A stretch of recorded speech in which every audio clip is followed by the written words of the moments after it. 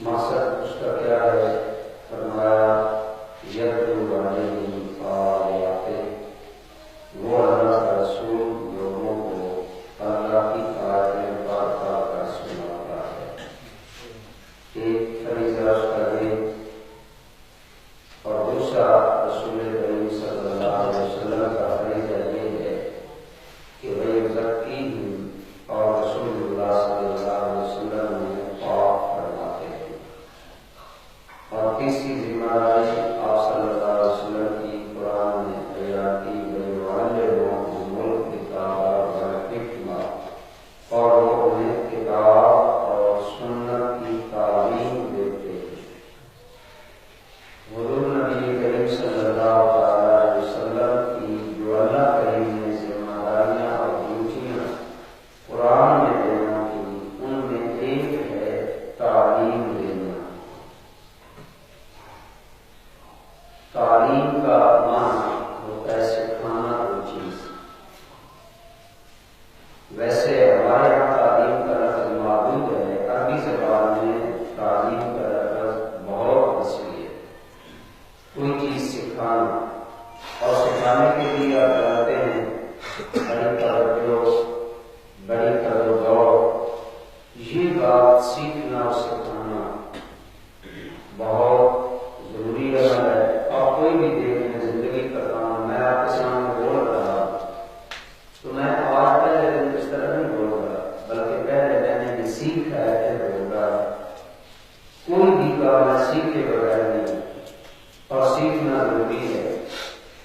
تعلیم دینا یہ انتہائی اہم ہے، اس کے بغیر زندگی کی گاڑی نہیں چل سکتی۔ اس سے بات ہے حضور نبی کریم صلی اللہ علیہ وسلم مسجد نبی میں تشریف لائے، صحابہ کرام 2 کلو میں بیٹھے بیٹھے تھے۔ مسجد نبی کے اندر 2 کلو صحابہ کے بچے تھے۔ آپ صلی اللہ علیہ وسلم مسجد کے دروازے پر رک گئے اور آپ نے کان لگایا کہ یہ کیا کر رہے ہیں؟ 1 کلو ذکر الہی کر رہا، اللہ کا ذکر کر رہا، مسجد میں بیٹھ کر تسبیحات پڑھ رہے ہوئے جو ایسے اللہ کا ذکر کر رہے ہیں۔ اور دوسری طرف آپ صلی اللہ علیہ وسلم نے دیکھا کہ جو سابق الاسلام صحابہ ہیں، جو بڑی عمر کے صحابہ ہیں، یوں سمجھ لیں جن کی اسلام میں عمر زیادہ تھی، وہ ان لوگوں کو جو نئے نئے اسلام میں داخل ہوئے تھے انہیں تعلیم دے رہے۔ مثلاً کسی کو قرآن کریم سکھا رہا ہے کہ آپ اس طرح پڑھیں، کوئی نماز سکھا رہا ہے، تعلیم دے رہے تھے بڑے صحابہ یا سابق الاسلام کا مانتا جو پہلے اسلام تھا۔ تو اب واضح بات ہے جو نیا بندہ اسلام میں آتا ہے اس کو بالکل ابتدا سے تعلیمات دینی ہوتی، تو بڑے صحابہ چھوٹے صحابہ کو یا نامسلم صحابہ کو تعلیم دے رہے۔ اب واضح بات ہے جب سرکار آئے تو سب کی توجہ ادھر ہو گئی، تو آپ کی توجہ ادھر، ان کی توجہ ادھر، تو آپ ہو کے جس سے پاک نے تعلق کر آپ نے دونوں کو فرمایا انتما علی الخیر، تم دونوں کے وہ خیر کا کام کر رہے، بڑا اچھا کام کر رہے، اللہ کے ذکر سے بڑا اچھا کام نہ کیا۔ اللہ کا ذکر اس کی برکت یہ ہے کہ جب تک قیامت میں دنیا میں کوئی ایک بھی بندہ اللہ اللہ کرنے کا نہ رہے گا، قیامت قائم نہیں۔ گویا اللہ کے ذکر سے یہ نظام کائنات قائم ہے۔ تو صحابہ کرام ذکر کر رہے تھے، حضور صلی اللہ علیہ وسلم نے فرمایا تم بھی خیر کا کام کر رہے، فرمایا تم بھی خیر کا کام کر رہے۔ آگے سرکار صلی اللہ علیہ وسلم نے فرمایا وَإِنَّمَا أَنَا بُعِثْتُ مُعَلِّمًا، رہا میں، یعنی حضور ان کی پوری توجہ اپنی طرف مبذول کرا کے بتا رہے تھے کہ اب میں کدھر بیٹھوں، تم تو دونوں خیر کا کام کر رہے، میں کہاں بیٹھوں؟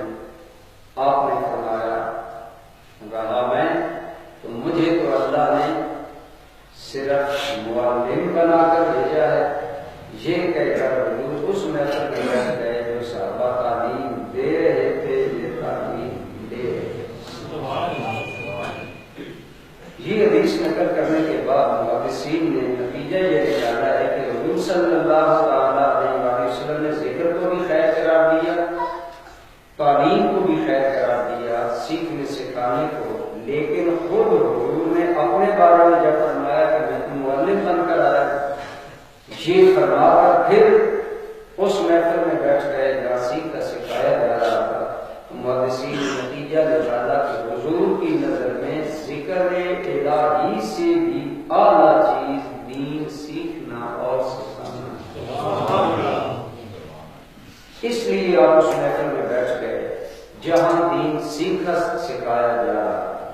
یہ ہے اہمیت اس طریقے حیا الفلاح کے ہفتہ وار یا ماہانہ پروگرام کی، کہ ہم چاہتے ہیں کہ ہم جو ہمیں اللہ کریم نے سمجھ عطا فرمائی ہے ہم آپ کو منتقل کریں، آپ کو عرض کریں، آپ کو تعلیم دی جائے، تو اس کی فضیلت سیکھنے سکھانے کی بہت زیادہ ہے۔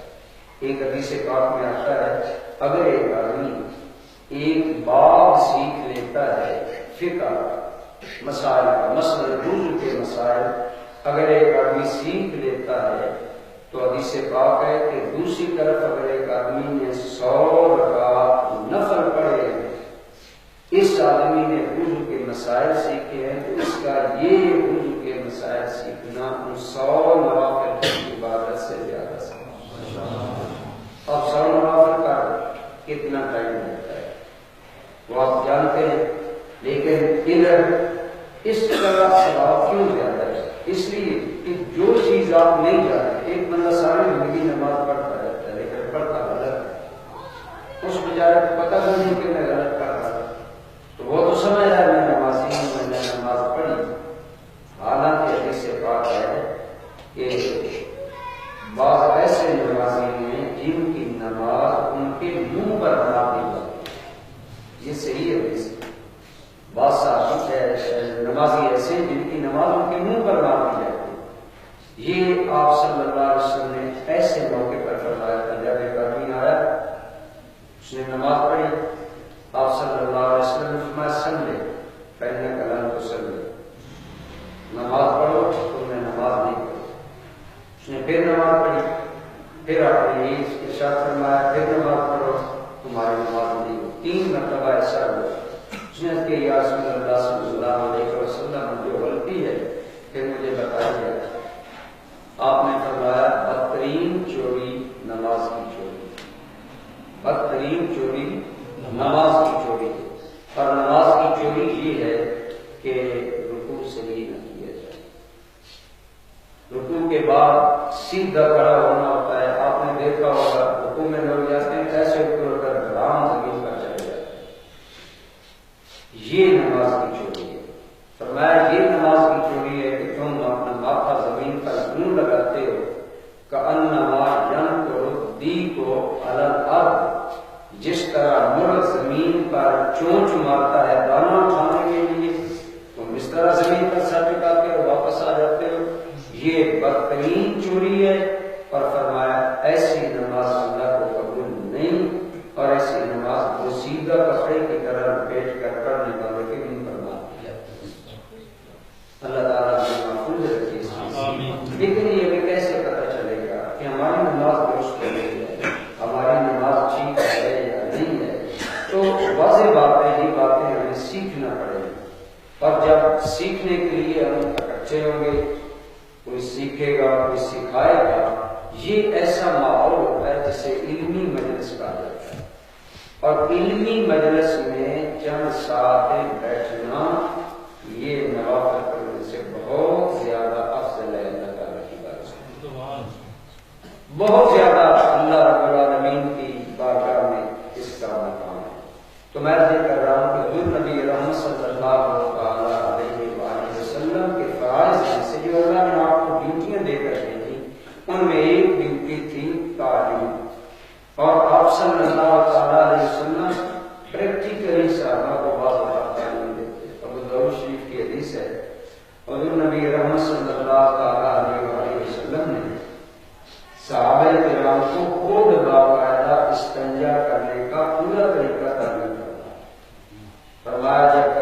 کے لیے جاؤ پھر جون کا حال کرو. یہ بات جب یہودیوں نے سنی، ایک یہودی آپ دیکھیں ایک سچی ذہن ہوتا ہے، ایک حقیقت ہوتی ہے. ایک یہودی ایک مسلمان کو تانا دے کر کہتا ہے کہ سنا ہے کہ تمہارے نبی تمہیں استنجا کی تعلیم دیتے ہیں. صاحب نے فرمایا ہاں، کیونکہ دل میں اخلاص تھا، صداقت تھی، کوئی جھوٹ نہیں بولا. اس نے کہا جی کیسا نبی ہے جو استنجا کے طریقے تمہیں سکھاتا ہے؟ تو آپ صلی اللہ علیہ وسلم نے اسی طرح میں فرمایا کہ اے صحابہ میرا تعلق تمہارے ساتھ کیا ہے؟ آپ صلی اللہ علیہ وسلم نے فرمایا میری مثال ایسے ہے جیسے کہ اولاد کے لیے باپ ہوتا ہے. اور واضح بات ہے نبی امت کا باپ ہوتا ہے. النبی اولیٰ بالمؤمنین من انفسہم وازواجہ امہاتہم. رسول اللہ صلی اللہ علیہ وسلم کی بیویاں ازواج مطہرات ایمان والوں کی مائیں ہیں. تو حضور اللہ کے روحانی اور ایمانی باپ ہیں. تو فرمایا گیا کہ میں جب باپ ہوں تمہارا تو باپ نہیں اولاد کو تعلیم دیتا، باپ نہیں چھوٹی چھوٹی بات بتاتا اور انہیں ہر بات کی تعلیم دیتا. آپ صلی اللہ علیہ وسلم ہر چیز کو تعلیم کی دوستانی کی بقا بہت بڑی اہمیت ہے. حضور بھی اسے اہمیت دیتے تھے، صحابہ بھی اہمیت دیتے تھے. آپ صلی اللہ علیہ وسلم جب صحابہ کرام کو کوئی بات بتاتے تو صحابہ پوری توجہ سے سنتے اور پھر اسے محفوظ رکھتے، پھر اپنے دوسرے بھائی تک پہنچاتے. یہی آج ہماری ذمہ داری ہے. ہم جو لوگ بیٹھے ہیں اگر ہم سے نماز سنی جائے تو ہمارے نماز کے الفاظ میں غلطی ہوگی، لیکن ہم سنائیں گے نہیں کیونکہ ہم بڑی عمر کے ہیں، سفید ریش ہیں، اب شرم آئے گی کہ سنائیں تو غلطی نکل آئے گی. اگر ارادہ یہ ہو کہ اگر ہے غلطی تو اور ٹھیک ہو جائے تو بہتر ہے اور آئندہ میری اصلاح ہو جائے. تو اگر یہ جذبہ لے کر انسان جائے تو پھر انسان کے لیے بہت بڑی سعادت ہے. تو بہرحال آپ صلی اللہ علیہ وسلم کی فرائض میں تھا تعلیم دینا اور حضور نے تعلیم کا حق ادا کر دیا. کوئی بھی ایسا موقع نہیں گزرا کہ آپ صلی اللہ علیہ وسلم نے صحابہ کرام کو تعلیم نہ دی ہو اور کوئی چیز حضور نے دیکھی ہو تو اس کی اصلاح نہ فرمائی. بلکہ صحابہ کرام میں کر رہا تھا اس آدمی نے اس کے یا صلی اللہ علیہ وسلم جو غلطی مجھے بتائی ہے آپ نے فرمایا کہ آرام سے رکوع کرو، آرام سے سجود کرو، اس طرح تم سجدہ کرو. جب تم اس طرح نماز پڑھو گے تو تمہاری نماز اللہ کی بارگاہ میں قبول ہوگی. اور یہ بات آپ صلی اللہ علیہ وسلم ایسا بھی ہوتا تھا کہ اسوانہ ہوتا ہوگا جب ایک مسلم آدمی آتا ہوگا اور حضور صاف کھڑے ہو کر ساری نماز پڑھ کر اسے اور حضور سکھاتے تھے. صحابہ کرام فرماتے ہیں کہ آپ صلی اللہ علیہ وسلم حدیث میں بعض جگہ ایسا پڑا ہوگا سیاستہ کی حدیث میں کہ بعض جگہ یہ مینشن ہوتی ہے کہ حضور نے یہ بات ہمیں تعلیم دینے کے لیے فرمایا. تعلیم دینے کا مطلب یہ ہے کہ لوگوں کو پتہ چل جائے. آپ دیکھیں نا بعض چیزیں ہم معافی نہیں پڑھتے، مثلا تسبیحات ہم آہستہ پڑھتے ہیں، سبحان ربی العظیم، سبحان ربی الاعلی، یہ ہم تسبیحات آہستہ پڑھتے ہیں. آپ ہی آہستہ آواز میں پڑھتے تھے، لیکن پہلے حضور صلی اللہ علیہ وسلم گاہے گاہے بلند پڑھتے کہ صحابہ سننے کے میں کیا پڑھ رہا ہوں. اور اسی طرح نئے صحابہ کرام بھی اونچا پڑھتے. ایک صحابی بیان کرتے ہیں کہ میں ان کے پیچھے نماز پڑھی صلی اللہ علیہ وسلم، تو میں نے حضور سے ایک مرتبہ سنا تھا تو میں نے تسبیح پڑھی. کیا پڑھی؟ اے تحمیل اور تسبیح ملا کر سمع اللہ لمن حمدہ. سرکار نے نماز میں فرمایا تو صحابی کہتے ہیں کہ میری تھوڑی سی آواز بلند ہو گئی اور میں نے کہا حمدن کثیرن طیبا کما یحب ربنا. ابھی زیر تربیت تھے وہ صحابی، تو ان کی آواز آپ صلی اللہ علیہ وسلم تک پہنچی۔ اب حضور کوئی بھی نماز میں نے اس کیا نا کہ حضور کوئی بھی تعلیم کا موقع جو ہے وہ یہ نہیں جانے دیتے تھے۔ آپ نے سلام کیا تو آپ نے فرمایا کہ یہ کلمات کے ساتھ بھی نہیں کہے۔ وہ صحابی کہتے ہیں میں ڈر گیا، اور کسی نے تو پڑھے میں نے سن پڑھے اور میں نے سنا تھا ان سے، آپ کیسے کہوں کہ یا رسول اللہ میں نے آپ سے سنا تھا، اور کہتے ہیں میں ڈر گیا کہ تم ناراض ہوں گے یا کوئی شرط ہوں گے۔ تو جب وہ نہ بولے تو آپ صلی اللہ علیہ وسلم نے فرمایا جس نے بھی پڑھے نا وہ سن لے کہ یہ کلمات تیرے منہ سے جب نکل رہے تھے تو اتنے اللہ کی بارگاہ میں یہ پسندیدہ کلمات ہیں کہ میں نے 30 سے زائد فرشتوں کو دیکھا کہ وہ آپس میں لڑ رہے ہیں کہ میں کلمات یہ پہلے اللہ کی بارگاہ میں لے جاتا کتنے یاد رکھتے ہیں۔ اب یہ کلمات نہیں آتے علماء کو آتے ہوتے ہیں یا جو لوگ توجہ دیتے ہیں انہیں یہ چیزیں پتہ ہوتی ہیں۔ میں جو بات کر رہا تھا نا کہ تصویرات آہستہ پڑھی جاتی ہیں، لیکن آپ کبھی کبھی بلند آواز سے پڑھتے تعلیم کے تاکہ صحابہ کرام کو علم ہو جائے۔ ہر لمحے پر حضور صلی اللہ علیہ وسلم نے تعلیم کو مد نظر رکھا۔ یعنی کوئی بھی یہ بڑا مشہور واقعہ ہے کہ حضور صلی اللہ علیہ وسلم کی بارگاہ میں صدقے کی کھجوریں پڑی تھی۔ امام حسن چھوٹے سے تھے، آئے اور صدقے کی کھجور اٹھائی اور منہ میں ڈالی۔ تو آپ نے جب دیکھ لیا تو آپ نے انتظار نہیں کیا کہ امام حسن کو کوئی بات فرمائے۔ حدیث پاک میں کہ حضور نے جلدی سے اپنی انگلی مبارک حضرت امام حسن کے منہ میں ڈالی اور کھجور کو باہر پھینک کر کہا کہ بیٹے اللہ نے میری اور آپ کا صدقہ کو حرام فرمایا۔ زبانی بھی تعلیم، عملی بھی تعلیم۔ شاید آپ کے علم میں ہو ابتدا میں عورتیں مسجد میں نماز پڑھتی تھیں اور حکم تھا مدینہ طیبہ میں جانے کے بعد بھی کہ عورتیں مسجد میں آ کر نماز پڑھیں۔ اتنا تو سمجھیے تھی کہ امام کی تعداد مدینہ شریف میں تھوڑی تھی تو اپنی قوت شو کرنے چاہیے اور عورتوں کی براہ راست حضور سے تعلیم پانے کے لیے ابتدا حکمت عورتوں کے لیے مسجد میں نماز پڑھنا یہ اجازت۔ تو اب واضح بات ہے جب عورتیں آتی تو بچے بھی ساتھ آ جاتے، تو اگر کوئی بچہ رو کرتا تو آپ صلی اللہ علیہ وسلم صحابہ کرام فرماتے ہیں پہلے بڑی کیف تلاوت فرما رہے ہوتے ہیں۔ اگر کسی بچے کی آواز بلند ہو جاتی یا کسی بیمار کی آہ نکلتی حضور نماز فوراً مختصر کر دیتے۔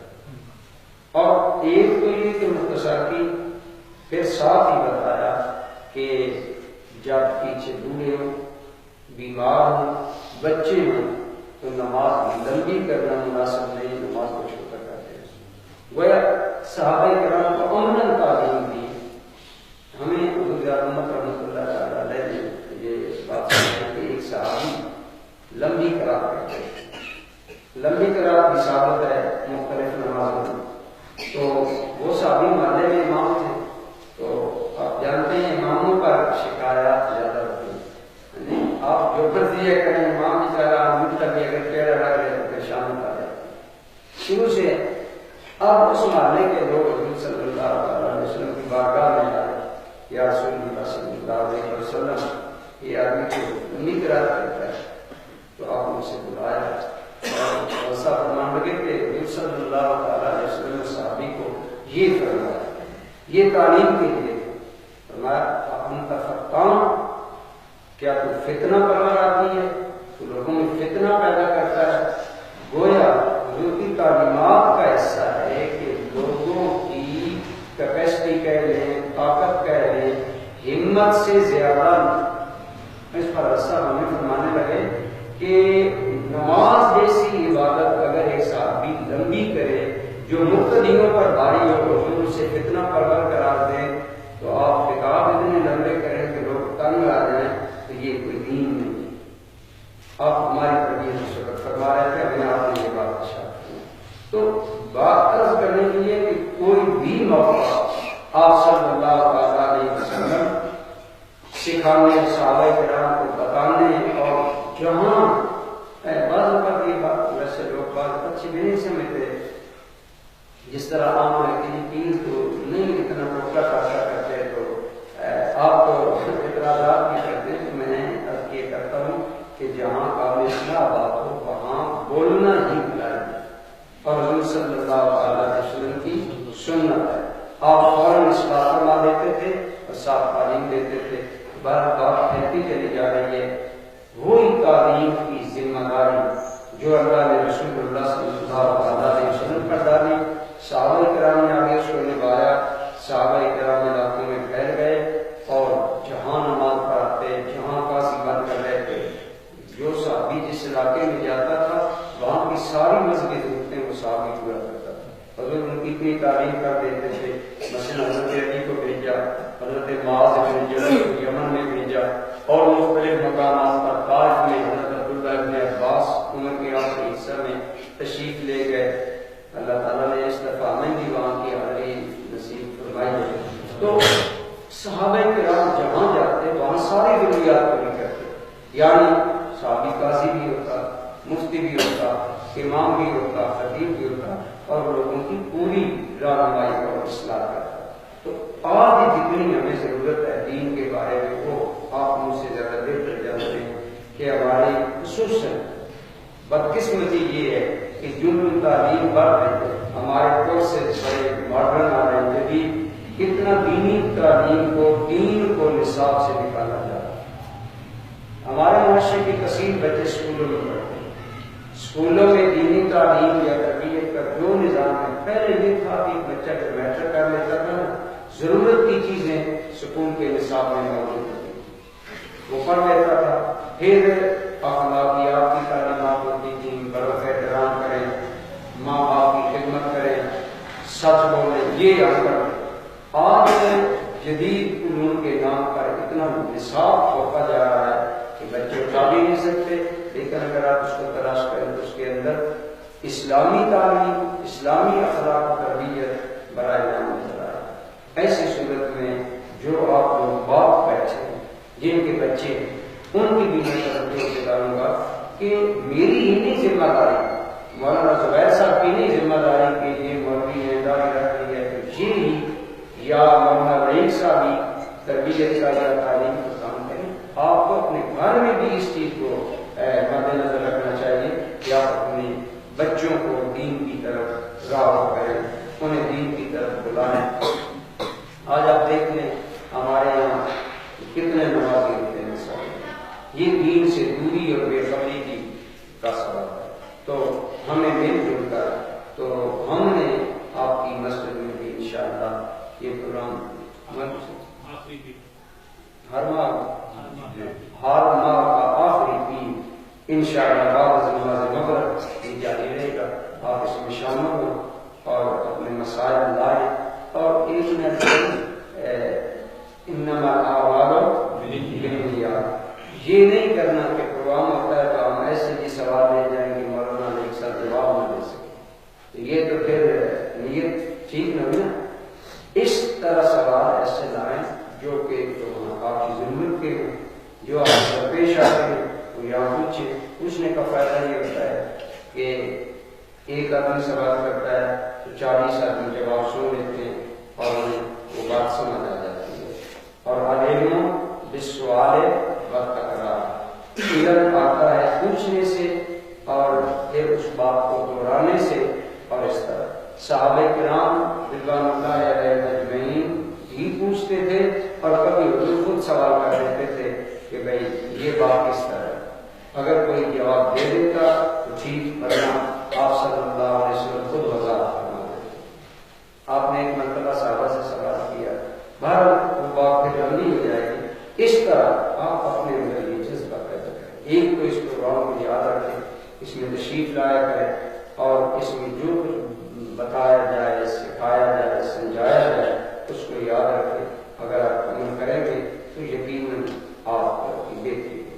صحابہ کرام کیوں ایک صدی کے اندر حضور نبی رحمت صلی اللہ علیہ وسلم کے وصال کے 100 سال بعد آپ بھی دنیا میں اسلام پہنچ گیا، صرف 100 سال میں. کیوں؟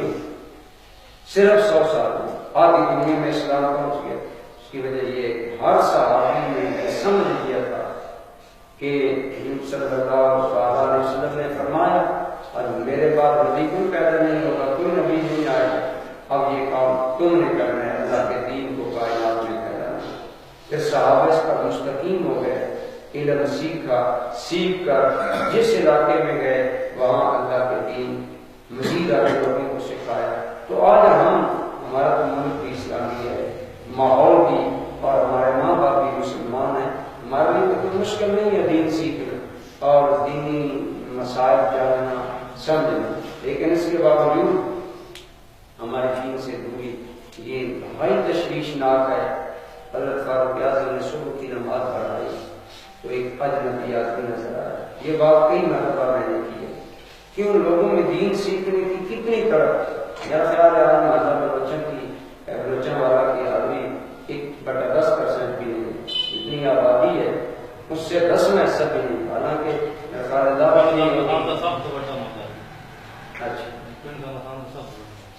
دعوت ضرور ہوگی نہیں، کیونکہ ضرورت نہیں، ہمیں ضرورت نہیں اور ہم احساس نہیں کر رہے کہ یہ کتنے دن. میں کہہ رہا تھا فاروق اعظم کی اللہ تعالیٰ نماز پڑھا تو آپ نے دیکھا ایک اجنبی تو آپ نے پوچھا بابا جی آپ کہاں سے آئے؟ انہوں نے اس کے میں شام سے آئے. فرمائیں کیا حکم ہے؟ آپ کے ذہن میں ہوگا کہ کوئی اس کا بڑا مسئلہ ہے اور حکومت ہے تو کوئی مسئلہ لے کر آئے گا، غریب کا یا کوئی انتقال کا یا کوئی ہزاروں مسائل ہوتے. بابا جی نے کہا امیر المومنین میرے کوئی بنیادی نہ دیتے.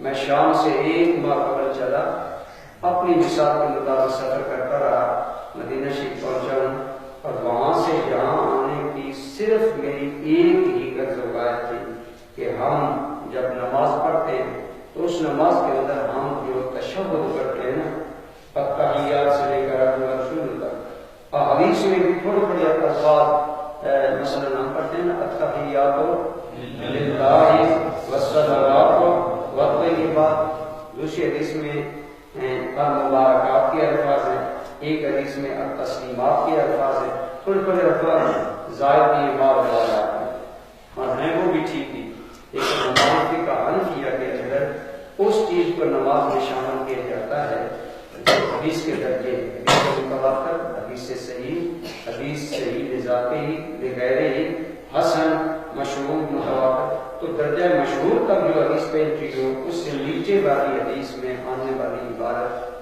ہم نماز میں شامل نہیں کرتے. بعض لوگ اس سے نیچے والی حدیث کی عبارت کو بھی شامل کر دیتے، اس لیے وہ اتنی کوئی لڑنے والی بات نہیں. باہر میں یہ کر رہا کہ وہ آدمی کہنے لگا امیر المومنین تشہد ہم سیکھ رہے تھے اس میں نا الفاظ علیحدہ کیے گئے. میرے دل میں خیال آیا کہ میں کنفیوژن کا شکار کیوں ہوں؟ ابھی تو حضرت کے صحابہ زندہ ہیں تو میں کیوں نہ مدینہ منورہ جا کر ان لوگوں سے تشہد سیکھ لوں جنہوں نے ڈائریکٹ رسول اللہ صلی اللہ علیہ وسلم. اور وہ بوڑھا آدمی کہنے لگا کہ 1 ماہ کی مسافت کر کے میں مدینہ شریف صرف یہ بات سیکھنے کے لیے آیا کہ میں تشہد ان لوگوں سے سیکھ لوں جنہوں نے خود ڈائریکٹ رسول اللہ صلی اللہ علیہ وسلم سے سیکھی. یہ تھا صحابہ کرام کے اندر سیکھنے کا جذبہ، حضور کے اندر سکھانے کا جذبہ تھا، صحابہ کے اندر سیکھنے. ایک اور صحابی کہتے ہیں وہ انہوں نے اپنے بچوں کو بتایا بیٹا قرآن کریم کو محفوظ رکھو. یہ زمانہ تو نہیں تھا نا کہ ایک مسجد کی الماریاں بھری پڑی ہے قرآن کے ساتھ اور پڑھنے والا کوئی نہیں. اس ٹائم تو مشکل تھا نہیں، چھاپا خانہ تو نہیں کہ ہاتھ سے قرآن کریم دیکھا جاتا اور بڑی مشکل سے. تو وہ صحابی اپنے بچوں کو نا نصیحت کر رہے ہیں کہ بیٹا میں نے نا قرآن کریم بڑا مشکل سے سیکھا ہے، جو تم نے سیکھا ہے اس کو مضبوطی سے یاد رکھو اور اس کو دہرایا کرو. پھر کہنے لگے تمہیں پتہ ہے ہماری بستی مدینہ شریف سے 3-3.5 میل دور ہے. میں گیا، میں بارگاہ میں حاضر ہوا، میں نے اسلام قبول کیا. اب میں گھریلو مصروفیات کی وجہ سے وہاں رہ نہیں سکتا تھا تو میں واپس آ گیا. جتنے دن میں وہاں تو سیکھا، لیکن ابھی قرآن کریم نازل ہو رہا تھا اور میں اپنے گھر چلا آیا۔ یہ وہ صحابی اپنے بچوں اور پوتوں کو آگے بتا رہے ہیں کہ ہم نے قرآن کیسے حاصل کیا اور اس کو مضبوطی سے کامل رکھا۔ فرماتے ہیں میں آ گیا، گھر میں میری ذمہ داریاں یہ تھی کہ میں مدینہ شریف رہ نہیں سکتا، میں آ گیا۔ کہتے ہیں لیکن ایک چبھن رہتی تھی کہ دین کے نئے احکام جو آ رہے ہیں وہ میرے علم میں نہیں ہے، وہ تو مجھے سیکھنے چاہیے۔ تو میں نے ایک پروگرام ترتیب دے دیا۔ تو صحابی کہتے اپنے بچوں اور پوتوں کو بتا رہے ہیں، فرماتے کہ میں نے اپنا جو کام میرا گھر کا ہوتا تو میں کرنے کے بعد میں کچھ چارہ لے لیتا، کچھ پانی لے لیتا اور اس بڑی پگڈنڈی پر جا کر بیٹھ جاتا، یا کہنے شاہراہ یا کہنے بڑا راستہ، جو راستہ مدینہ طیبہ سے آتا۔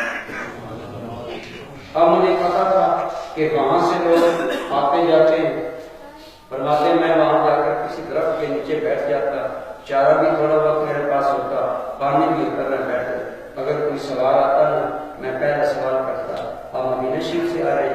اگر وہ کہتا نا ہاں ٹھیک، میں نے کہتا آپ تھوڑی دیر رک کر میری بات سنیں گے؟ کیا جی فرمائیں؟ فرماتے بات یہ ہے کہ اتنا عرصہ ہوا میں مدینہ شریف نہیں جا سکا، اس دوران کی قرآن کی نئی آیت اگر اتری ہو اور تم نے تمہیں سکھائی ہو تو مہربانی کر یہ احساس کا صحابہ کرام دین سیکھ لیں۔ فرماتے کہ وہ آدمی بیٹھتے تو وہ جو چارہ میں ساتھ لے جاتا تھا وہ ان کی سواری کو ڈال دیتا کہ وہ اس طرح تھوڑا سا مصروف ہے، وہ بھی ممنون ہو جائیں گے اور تھوڑی دیر میرے پاس بیٹھیں گے۔ وہ آگے آگے قرآن پڑھتے، میں ان کے ساتھ ساتھ وہ قرآن سیکھ لیتا، پھر روانہ ہو جاتا۔ اور اگر کوئی ایسا سوال پھر انہوں نے اپنے بیٹوں اور پوتوں کو بتایا، ایسا بھی ایک سوال کہتا ہے میں آیا تو مدینہ شریف سے اور نیا احکام بھی آیا ہے اور نیا قرآن کریم کی آیات بھی آئی ہیں، لیکن میرے پاس اتنا ٹائم نہیں کہ میں تیرے پاس رک کر تمہیں بتاؤں کہ یہ آپ ہمارے ہیں، لہٰذا میں جلدی میں ہوں، میرا گھر دور ہے، میں نے پہنچنا ہے۔ تو وہ ساتھی کہتے ہیں کہ مرتبہ ایسا بھی ہوا کہ میں ان کی سواری کے ساتھ ساتھ چلنا شروع کر دیتا اور میں دوڑ رہا ہوتا تھا، ان کی سواری چل رہی ہوتی تھی، وہ آگے آگے قرآنی آیات پڑھ رہے ہوتے تھے، میں ساتھ ساتھ آپ اس سے اندازہ لگا لیں کہ کس طرح ان لوگوں نے خون جگر لگایا، پھر دین ہم تک پہنچا۔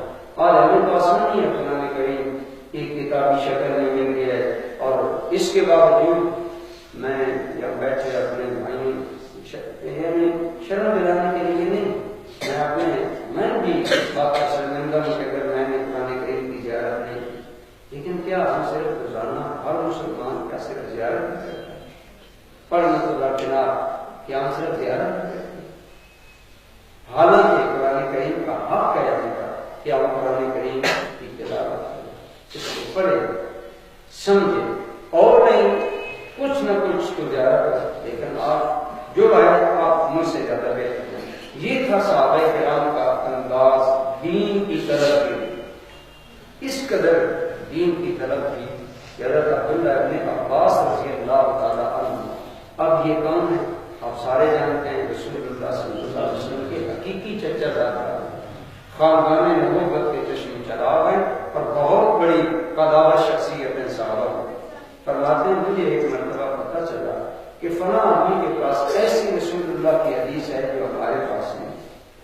تو حضرت عبداللہ ابن عباس فرماتے ہیں میں گھر سے نکلا، کیونکہ عرب میں گرمی زیادہ ہوتی ہے۔ حضرت عبداللہ بن عباس فرماتے ہیں میں جلدی نکلا کہ میں سورج زیادہ چمکنے سے پہلے وہاں پہنچا۔ فرماتے ہیں بعد میں پہنچا تو جس آدمی کے گھر پہنچا، میں تھوڑا سفر زیادہ کا اندازہ نہیں ہو سکا، میں لیٹ پہنچا، دوپہر کا ٹائم تھا۔ جب میں پہنچا پتہ کیا تو پتہ چلا کہ وہ تو آرام کر رہے، میں نے کہا ٹھیک ہے انہیں آرام کرنے دیں، جب پوچھیں گے ان سے ملاقات کریں۔ تو حضرت عبداللہ ابن عباس نے کیا کیا، یہ چادر تھی نا اس کو زمین پر ڈالا، سرانہ بنا کر باندھ لیا۔ وہ جو صاحب خانہ تھے وہ کسی کام کے لیے نکلے، دیکھا کہ کوئی آدمی باہر سو رہا اور زمین پر سو رہا، اس طرح چادر سرانہ بنا کر وہ قریب آیا، اس نے دیکھا کہ عبداللہ ابن عباس نے پہچان لیا، وہ اس راسندگی میں وہ کہتا ہے کہ عبداللہ آپ میرے دروازے پر، تو آپ اٹھے، آپ نے اس کی اس شرمندگی کو اس طرح ظاہر کیا. آپ حضرت عبداللہ بن عباس کی بات سنیں. آپ نے فرمایا نہیں، میں علم لینے کے لیے آیا، آپ کے پاس علم ہے، صاحب علم کے دروازے پر یوں ہی عاجزی سے بیٹھنے کے لیے کوئی عرض نہیں. اگر میں بیٹھ گیا پھر بتایا، انہوں نے فرمایا کیسے آنا ہوگا؟ فرمایا میں نے سنا ہے کہ ایک حدیث آپ کے پاس ہے جو ہمارے علم میں نہیں، کیا آپ حدیث مجھے سنا سکتے ہیں؟ انہوں نے بڑی عزت افزائی کی کہ حضور کے خاندان کے جشن میں چراغ ہیں، چچا زاد بھائی ہیں، پھر بڑے احترام سے لے گئے اور آپ کو وہ حدیث مبارکہ سنائی. عباس نے اس کو محفوظ کر لیا. تو اس طرح صحابہ کرام آج ہماری اس سے زیادہ بڑی ذمہ داری ہوتی ہے، خصوصاً آج جا کے جدت پسندی کی وجہ سے ہمارے جوان مسجد نہیں.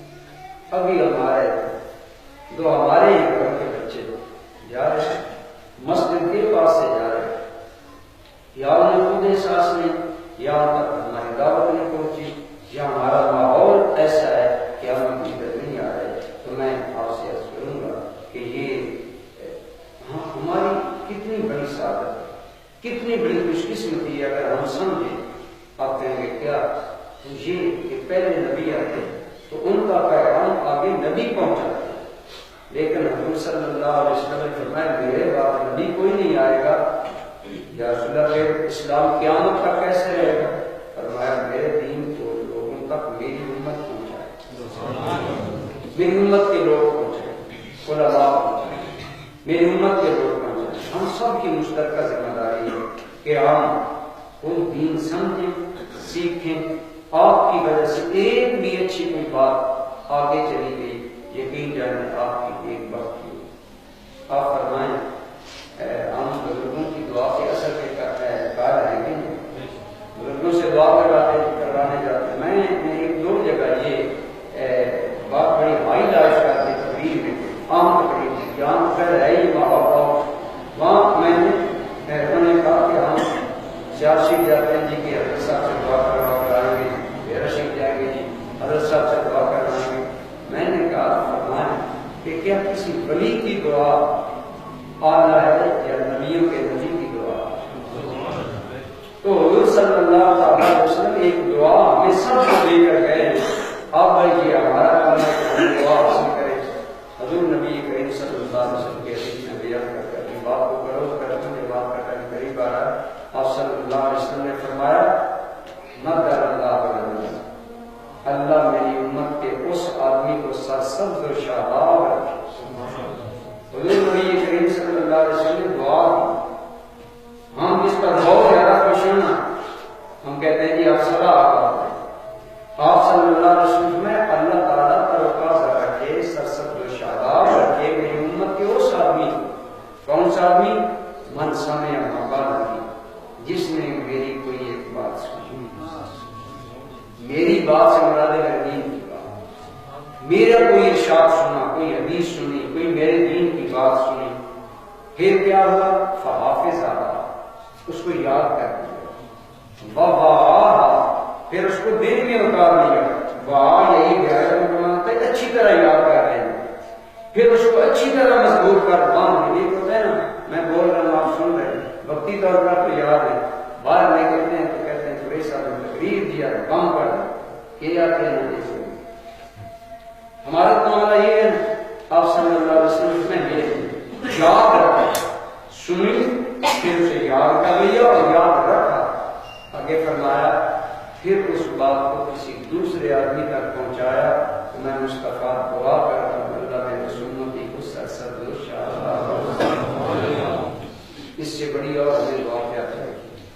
اور یہ دعا یقیناً ہم دے سکتے ہیں اگر ہمارے اندر یہ ضرور جو اچھی بات سیکھی ہے، جو بات ہمیں ہم تک پہنچی ہے، کوئی بھی ہزاروں باتیں آپ کے علم میں ہیں، حضور نبی کریم صلی اللہ علیہ وسلم کے عطا ارشادات ہمارے علم میں ہم آگے پہنچا سکتے ہیں.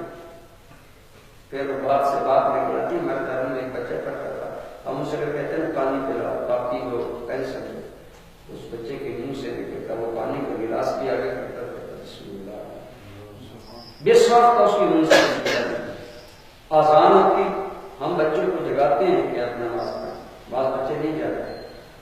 وہ بچہ چھوٹا تھا لیکن یوں ہی آزان ہوتی تھی، اس کا اسپیکر اوپن تھے تو وہ فوراً اٹھ کر بیٹھ جاتا، پھر سو جاتا، لیکن آزان سن کر ایک مرتبہ بیٹھ جاتا. میں نے اس سے کہا کہ یہ آزان اور یہ ہر بات پر بسم اللہ تم کہتے ہیں، ایون کہ قلم پکڑا، کاپی پکڑا، تو کہنے لگا یہ میری امی نے مجھے سکھایا. وہ ماں نے وقت نہیں ہے جس نے بچے کا تقیہ کلام بسم اللہ بنا دیا. آپ بھی کر سکتے ہیں، میں بھی کر سکتا ہوں. اپنے گھر میں چیزوں کو آگے بڑھائیں. اس وقت ضرورت ہے ہر بندہ اللہ کے دین کے لیے کوشش کرے جہاں ممکن ہے، جس انداز میں ممکن ہے. اور اگر آپ نہیں کریں گے تو اللہ تعالیٰ بے نیاز کافروں کے بیٹے کلمہ پڑھ رہے ہیں، مسلمان ہو رہے ہیں، دین کا کام کر رہے ہیں، اور ہم مسلمانوں کے بیٹے غافل ہیں، ہمیں دین نہیں آتا. یہ ہماری مرضی ہے. تو جو تعلیم و تعلق نبی کریم صلی اللہ علیہ وسلم کا فریضہ تھا اس کو آپ آگے بڑھانے کے لیے یہ پروگرام نے مرتب کیا ہے. انشاءاللہ آپ کی مسجد میں یہ پروگرام ہوگا. تو آپ کے اپنے امام صاحب بلوچ برادری کو بلوچ امام ہیں، تو آپ زیادہ ان سے استفادہ کر سکتے ہیں، اور آپ ان سے مسئلے پوچھیں گے تو یہ بھی کتابیں پڑھ کر آئیں. جب مقتدی پوچھتے ہیں نا پھر امام بھی پڑھ کر آتا ہے، اور اگر مقتدی نہیں پوچھتے، جو نیا نیا کام چل رہا ہے، امام بھی کہتا ہے ٹھیک ہے مجھے پڑھنے کی ضرورت نہیں، تو آپ انہیں مجبور کریں کہ یہ محنت کریں، پڑھ کر آئیں. انہیں محنت کر کسی نماز کے ساتھ صرف 5 منٹ کوئی گفتگو کر دیں. بعض اوقات ایک بات اتنی اثر رکھتی ہوتی ہے. یقین جانے ہمارے حضرت صاحب موجودہ جو ہے نا پیر انہوں کو اللہ تعالیٰ نے بڑا دھن دیا، بات کرتے ہیں چند منٹوں میں اور دل میں اتر جاتے ہیں. کئی مرتبہ دیکھتے ہیں کہ صرف 5 یا 7 منٹ کی گفتگو کرتے ہیں اور لوگ اشش کر رکھتے ہیں، توحید یاد رکھتے کہتے ہیں پیر صاحب کی یہ آپ نے ایک مرتبہ بات سنائی، آپ کو مرض کرتے تو ٹائم ہو گیا. تو آپ فرماتے ہیں کہ ایک آدمی مشہور چور امام احمد بن حنبل کے زمانے میں، تو آپ نے اسے مسجد میں دن نماز پڑھتے دیکھا، اور دن میں حیران ہوئے یہ بڑا مشہور چور ہے، نماز پڑھیے ٹھیک ہے نماز پڑھ کر آپ سوچتے رہے کہ اللہ تعالیٰ ہے مہربانی کرے. تو باہر لیکن اس کی برائیاں مشہور تھی، مال کھانا، لوگوں کو کام کرنا اور اس طرح کی باتیں. آپ کہنے لگے یا اللہ کے دروازے پر آیا، بڑی حیرت کی بات ہے. دوسری طرف لوگ اتنے اس کے خلاف باتیں کرتے ہیں، اتفاق ایسا کچھ ایسا بات آج والے ملکوں نے تھا نا کہ آج برآمد ہو جاتے تھے، جانا بڑا مشکل تھا. امام احمد نے رحمۃ اللہ نے آج کے لیے پہنچے، آپ نے دیکھا وہی آدمی میں تباہ.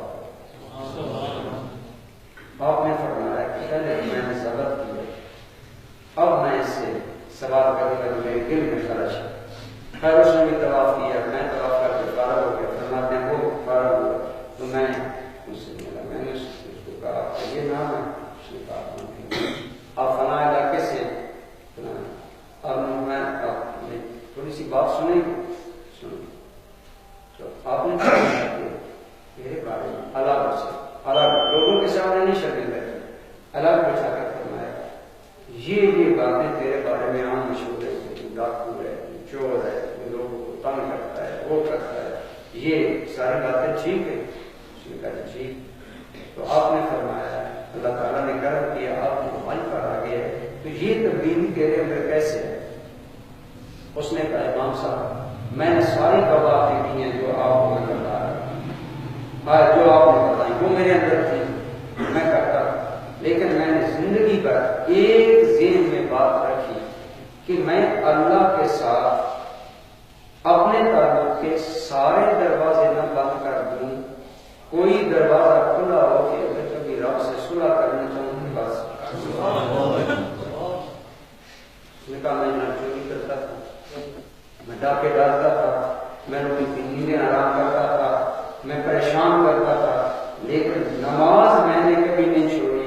اور میرے دل میں یہ تھی کہ یہ دروازہ میں نے کھلا رکھنا اللہ تعالیٰ نے اسی کی برکت سے میرا دل نرم کیا ہے اور اللہ نے اسی دروازے سے مجھے داخل ہو کر سچی توبہ کی توفیق عطا فرمائی ہے اور میں نے ساری باتیں چھوڑ